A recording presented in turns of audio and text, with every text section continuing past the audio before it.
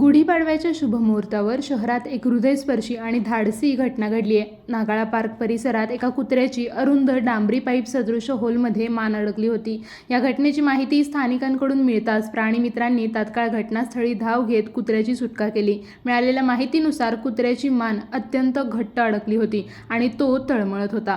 जागा अत्यंत अरुंद असल्यामुळे बचाव कार्य करणे आव्हानात्मक ठरत होते. अशा परिस्थितीतही प्राणीमित्रांनी धैर्य आणि संयम दाखवत त्या अरुंद जागेत प्रवेश करून सुटका मोहीम सुरू केली. काही वेळाच्या अथक प्रयत्नानंतर कुत्र्याची मान सावधपणे बाहेर काढण्यात यश आले. या दरम्यान बचाव कार्य करणाऱ्यांनाही जीवितहानीचा धोका निर्माण झाला होता. मात्र त्यांनी परिस्थितीवर नियंत्रण ठेवत कुत्र्याला सुरक्षितपणे बाहेर काढले. सुटकेदरम्यान कुत्र्यानेही बाहेर पडण्यासाठी जोरदार प्रयत्न केले आणि अखेर तो सुखरूप बाहेर आला. ही धाडसी कामगिरी Karma association Pappuda animal rescue team Kolhapur यांच्या प्राणीमित्रांनी पार पाडली. त्यांच्या धैर्य आणि संवेदनशीलतेमुळे गुढीपाडव्याच्या दिवशी एका मुक्या जीवाला नवजीवन मिळाले.